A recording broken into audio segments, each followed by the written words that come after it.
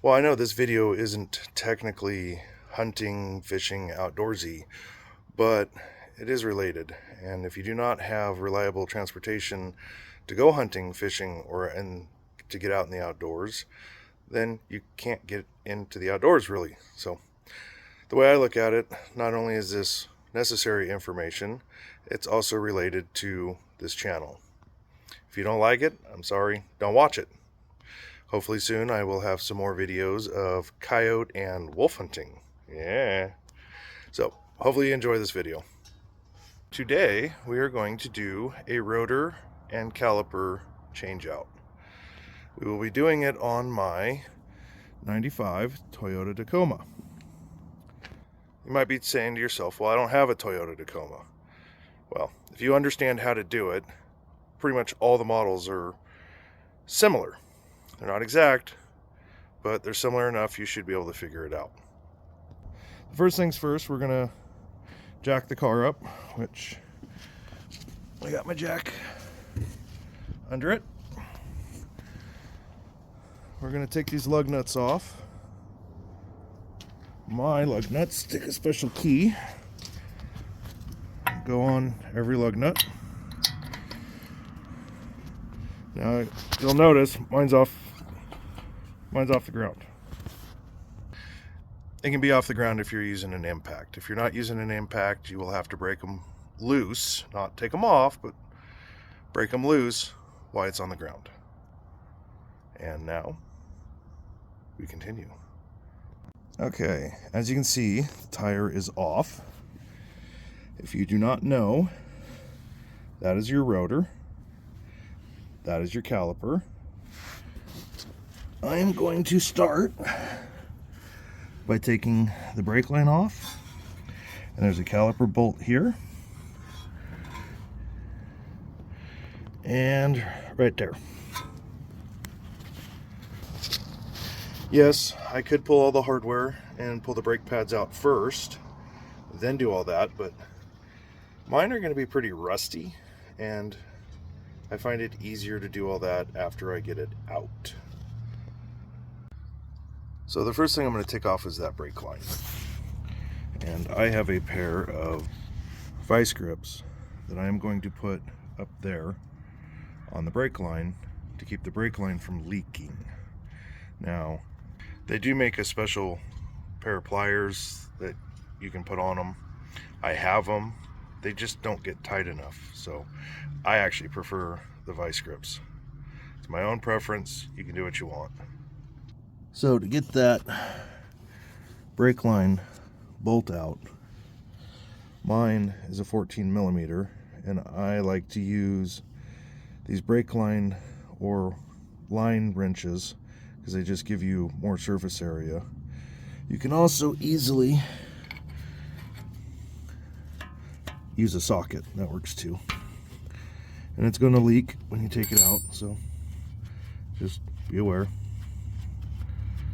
Now, I have replacement crush washers, so I am not worried about reusing these crush washers. Later in the video, I will show you the replacements and how I properly seat them. Okay, brake line is disconnected. The next one I'm going to go after is this bolt and that bolt. That's what holds the caliper on. Mine is a 17 millimeter, and I'm using a socket on a nice long breaker bar. These haven't been changed. The calipers haven't been off in a long time, and they're going to be extremely tight. And they were extremely tight. They did not fail me. So next, I have a 17-inch ratcheting box end, and I'm just going to finish taking them out with that. If you don't have a ratcheting, you can use a regular ratchet. You can use a regular open box and wrench. Use what you have. You don't have to go out and buy a bunch of special tools. Okay, I have the bolts out. As you can see, the caliper is still on. Now, if you know anything about disc brakes, you'll have plungers in here. Sometimes you have one big one. Sometimes you'll have two little ones. Sometimes you'll have a big one here, a big one here. Mine are a 4 piston, so I got a piston here, piston here, piston here, piston here. Well, with the brake line hooked up, they'll always have pressure on them. And sometimes you got to use a clamp, and you can kind of go off one of these ears, you push one of these pistons in, and if you're using a clamp, you're going to push this piston in, and you're also going to push that one in a little bit, and that'll help you take this off a lot easier. I haven't tried to take mine off yet, but I'm pretty sure I got the brake line undone. This side was not my problem. My other side was sticking, so I had to use a clamp on it. This one should just come right off. And it did. It just came right off. Super simple. Didn't hook up on anything. So now we need to pull the hardware so we can get the brake pads off. I know I'm going to get a little bit of hate for this later in the video, but these brake pads are brand new. I put them on. I drove a little bit. I already knew I had some caliper issues. I was just trying to get by. So I'm reusing these brake pads. They're brand new. I've had issues with the calipers. That's why I'm doing all of this. And when I did a brake inspection, when I was replacing my pads, see if you can see this very well. This side is a lot thinner. This side's a lot thicker. Now, all vehicles are a little bit different. Most of the vehicles I've ever done, those two sides would be exactly the same. Apparently on these Tacomas, they're not. Because even the brand new ones are a little bit different in thickness. So keep that in mind when you're looking at your brakes. So now you might be asking yourself, how do I get the pads out? Well, in my model, you have this little wire that goes in this one, and it goes in this one, and then it also just tabs through here. So I'll push this tab down, that'll snap out, then I can pull the wire out of each side. And then I gotta knock this pin out. Oh, and take this anti-vibration collar off, which you can see it bends pretty easy. It just kind of snaps out. And then we'll hammer this pin out and hammer this pin out. And yes, I'm going to definitely have to hammer them because I already know they're not going to come out easy. I got them all out. You can see, pretty simple. Now there is going to be brake fluid left inside that reservoir, and if you're not careful, you will get it on you. Putting it back together with my model, I'm going to be putting it back together a little bit different than I took it apart, and I'll explain that here a little further in the video. Well, this truck has almost 400,000 miles on it, and since I'm doing new calipers, I am going to replace these rotors. Now, as you guys can see, my model does not have that very annoying Phillips head, but it is rusted on. So I have a BFH, and I'm going to tap on the back of this rotor while I spin it slowly, and I'm just going to keep tapping on it and spinning it until it comes off. If you are keeping your rotors, don't do this. I'm only doing this because I'm getting rid of them. 2 little hits, and we're loose. You just grab it with both hands and pull it off, which, since I'm holding my phone to do this, you're just going to have to see it once it's done.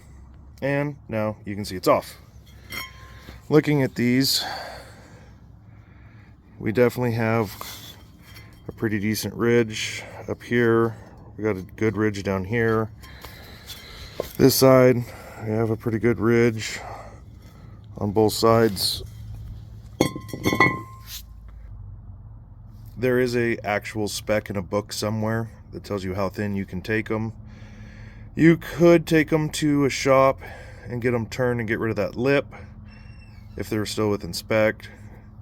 You could just put new calipers and brake pads on and call it good, as long as it's still in spec. So now that we got that off, you want to take some steel wool or a good wire brush and clean this surface. You don't want to really remove any material, you just want to get all that rust off.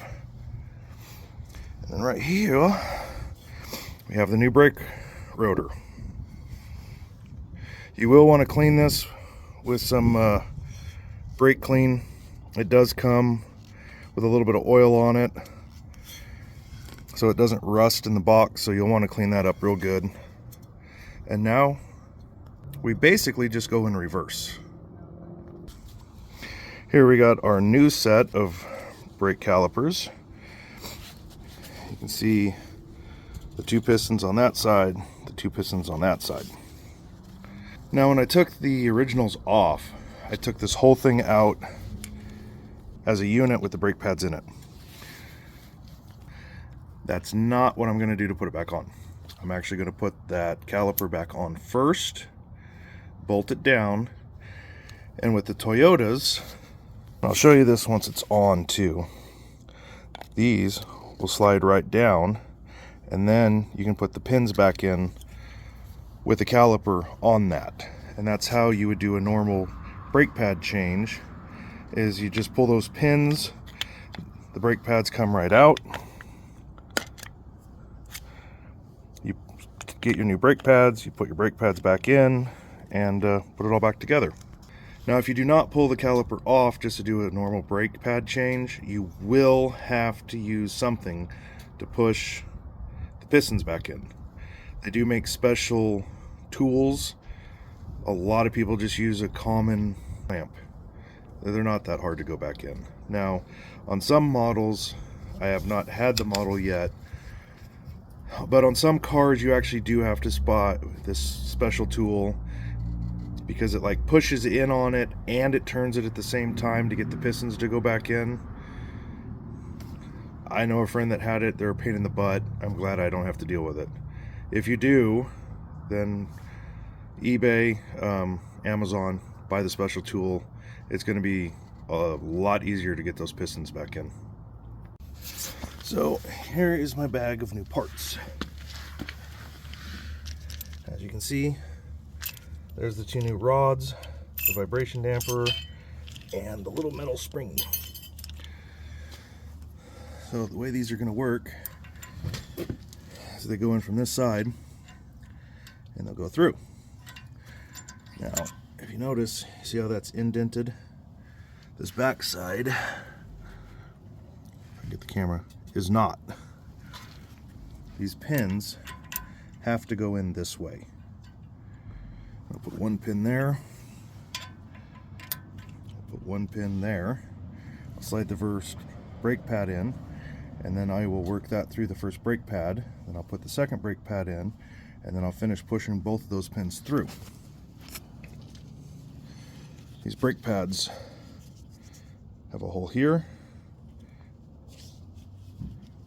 and here, which those pins go through. Now this brake pad also has,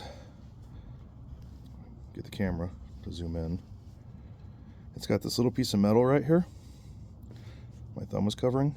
It's called a squeaker bar. So as your pads wear down, they'll start hitting that little piece of metal, and that metal will start scraping on this rotor a little bit, and it'll squeak. It'll let you know that you need to replace your brake pads. Not all vehicles have those. A lot of the newer ones should. I had an old 75 Chevy. It did not have one of those. I was metal on metal. I was driving a long ways. It got so hot that it ended up ruining basically that whole front end. I had to do the hubs, the spindles, the rotors, everything. I had to replace it because it got so hot. It ruined everything. So if you have a chance, make sure that you buy your brakes that have squeaker bars. Okay, so now we got both of them in.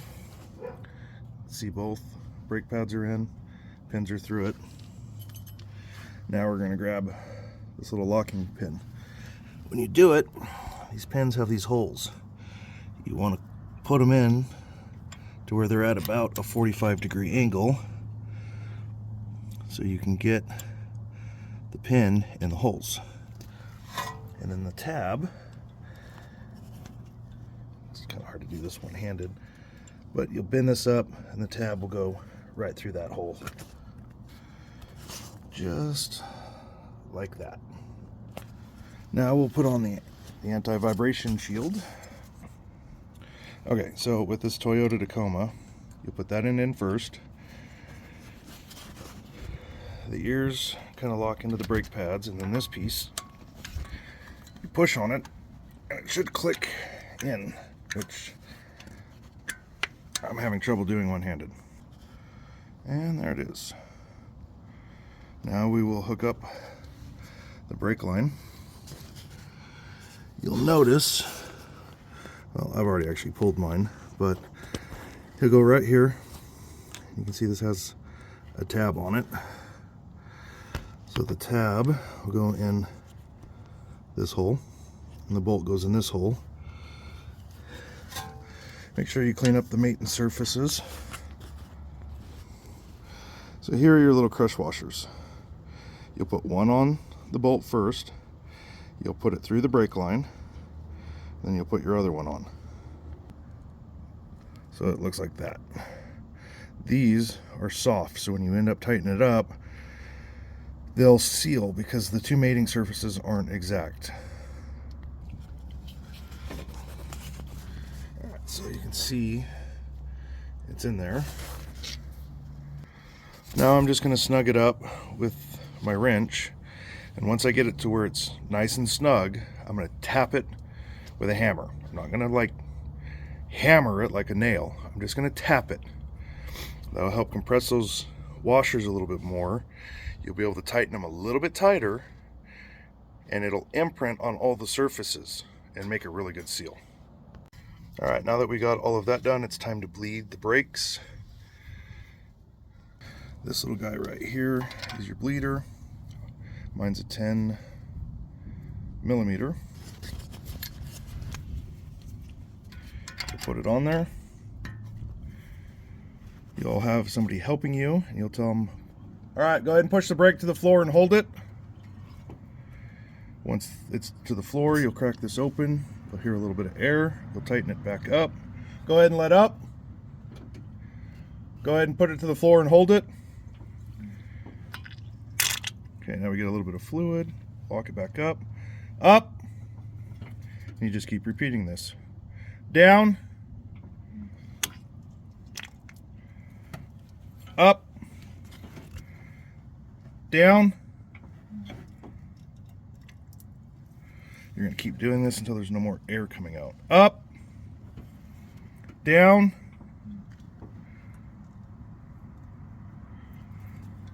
Up. Down.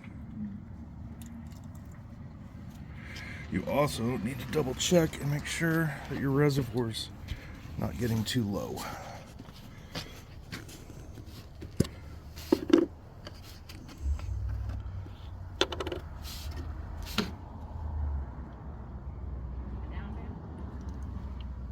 Go ahead and let up.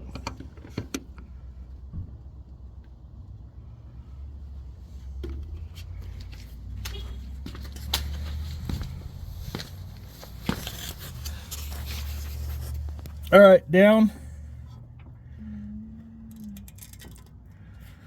up, down, up, down. A little air bubble out of that one. Up, down, no air bubbles. And that one is bled. Now, with my vehicle being as old as it is, I'm actually going to flush all the brake fluid out. I'm going to go up. I'm going to go to the very furthest brake from the reservoir, and I'm going to do that same thing until I get clear fluid. Remember, after every couple pumps, put more fluid in it. Then I'll go to the second furthest. Then I'll come back up here to the front. That's the furthest away from it, and then the very last one will be the one that's closest to it. Okay, now I'm going to put my tire back on. I forgot to mention earlier, those bolts in the back, there is a torque spec. Now, some people will say you don't need to use a torque spec. Some people will say you absolutely need to use a torque spec. There are certain things when I'm rebuilding an engine, I will definitely go by torque specs. On those bolts, I've been doing this long enough. I know what's tight enough, what's not tight enough. If you're not a mechanic, you and haven't been doing it for a while, I would not use the German torque specs. And if you don't know what that is, that's Guten tight. Look it up. In this day and age, Google is amazing. Every bolt has a torque spec, and with a little bit of digging on Google, you can almost always find it. That goes the same with the tire. You put the tire on, you'll tighten the lug nuts up, you'll put it on the ground, there is a torque spec. Now, if you're able to, I would torque those down to the specified amount. If you don't have a torque spec, tighten them depending on your strength. Tighten them as tight as you can, take them to a shop, have them torque them. A lot of times shops won't even charge you just to double check the torque on your lug nuts. Some of them will, some of them won't. But that's it for doing this brake job. It's super simple. I mean, anybody literally with basic hand tools should be able to do a brake job, especially disc brakes in their driveway with basic tools and the jack out of their car. Hope you guys learned something from this, or it was somewhat entertaining. Thank you for watching.